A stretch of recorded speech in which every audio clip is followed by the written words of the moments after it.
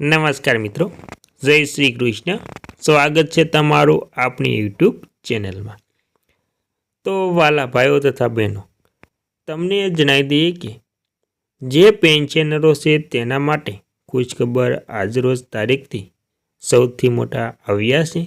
તેમાં પેન્શનરો માટે સૌથી મોટી 5 મોટી ભેટ જાહેર કરવામાં આવી છે. તો મિત્રો, તમે પણ પેન્શન ધારક, નિવૃત્ત કર્મચારી અથવા તો સરકારી કર્મચારી છો તો તમારા માટે પણ ખુશખબર છે મિત્રો. તો મિત્રો, શું ખુશખબર છે તેની વિગતવાર આપણે આ વિડીયો મારફતે વાત કરવાના છીએ. તો મિત્રો, વિડીયોને અંત સુધી જોવા નમ્ર વિનંતી, અને તમે આપણી ચેનલમાં નવા હોય તો આપણી ચેનલને સબસ્ક્રાઈબ કરવા પણ નમ્ર વિનંતી. અને મિત્રો, વિડીયો ગમે તો એક લાઈક જરૂરથી કરી દેજો. તો મિત્રો, વિગતવાર વાત કરીએ તો મિત્રો, 8મા કેન્દ્રીય પગાર પંચના TORની રજૂઆત પછી all Indian defence employee federation, confederation of central government employee and workers અને ભારત પેન્શન્સ સમાજ BPS જેવી મુખ્ય કર્મચારી પ્રતિનિધિ સંસ્થાએ 8મા પગાર પંચ માટે તાજેતરમાં સૂચિત TORમાં કથિત વિકલાંગતાઓ અને ફરિયાદો કરવા માટે વડાપ્રધાન નરેન્દ્ર મોદી અને નાણાં પ્રધાન નિર્મલા સીતારામને પત્ર લખ્યો છે.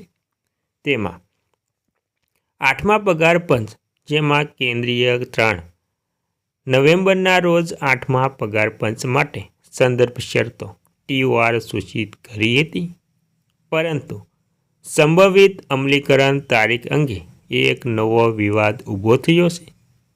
ઘણા કર્મચારી અને પેન્શન સંગઠનોએ 8મા પગાર પંચની ભલામણોના અમલીકરણની તારીખનો ઉલ્લેખ ન કરવા પાછળ કેન્દ્ર સરકારના હેતુ પર પ્રશ્ન ઉઠાવ્યો છે મિત્રો. અને મિત્રો, પરંપરાગત રીતે દરેક કેન્દ્રીય પગાર પંચ ઓછામાં ઓછા છેલ્લા 4 પેનલ 100 થી 7મી ની રચના દર 10 વર્ષે એકવાર કરવામાં આવે છે, અને તેની ભલામણો પણ તે જ ચક્ર પછી અમલમાં આવે છે મિત્રો. 31 ડિસેમ્બર 2025ના રોજ 7મા CPCનો કાર્યકાળ પૂરો થતાં વિવિધ કેન્દ્ર સરકારના વિભાગો 1 કરોડથી વધુ કર્મચારીઓ અને પેન્શનરોએ ધાર્યું હતું કે 8મા CPC 1 જાન્યુઆરી 2026થી આપમેળે લાગુ થઈ જશે. ભલામણોને અંતિમ સ્વરૂપ આપવામાં લગભગ 2 વર્ષ લાગી ગયા છે. તેમ છતાં અગાઉના પગાર પંચો હંમેશા નિર્ધારિત તારીખથી પાછલી અસરથી અમલમાં મૂકવામાં આવ્યા છે, જે આ કિસ્સામાં 1 જાન્યુઆરી 2026થી નવી સંદર્ભ શરતો TORમાં પણ આ તારીખે ગેરહાજરીથી નવી ચિંતા ઊભી કરી હતી મિત્રો. અને મિત્રો, 8મા કેન્દ્રીય પગાર પંચના TORના પ્રકાશન પછી all India defence employee federation, confederation of central government employee and workers અને ભારત પેન્શનર્સ સમાજ BPS જેવી મુખ્ય કર્મચારી પ્રતિનિધિ સંસ્થાએ 8મા પગાર પંચ માટે તાજેતરમાં સૂચિત TORમાં કથિત વિસંગતતાઓ અંગે ફરિયાદો કરવા માટે વડાપ્રધાન નરેન્દ્ર મોદી અને નાણાં પ્રધાન નિર્મલા સીતારામને પત્ર લખ્યો છે મિત્રો. અને મિત્રો, ત્યારબાદ દેશભરના લાખો પેન્શનરોનું પ્રતિનિધિત્વ કરતી સંસ્થા ભારત પેન્શનર સમાજે સરકારને એક વિગતવાર પત્ર લખીને અનેક મુખ્ય ફેરફારોની માંગ કરી છે.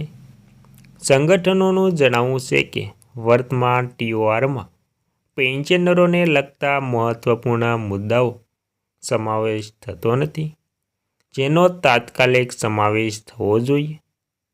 17 નવેમ્બર 2025ના રોજ PM અને નાણામંત્રીને મોકલવામાં આવેલા આ પત્રમાં બીપીએસ સ્પષ્ટપણે જણાવ્યું છે કે ટીઓઆરના કેટલાક ભાગો પેન્શનરોના હિતોની વિરુદ્ધ છે.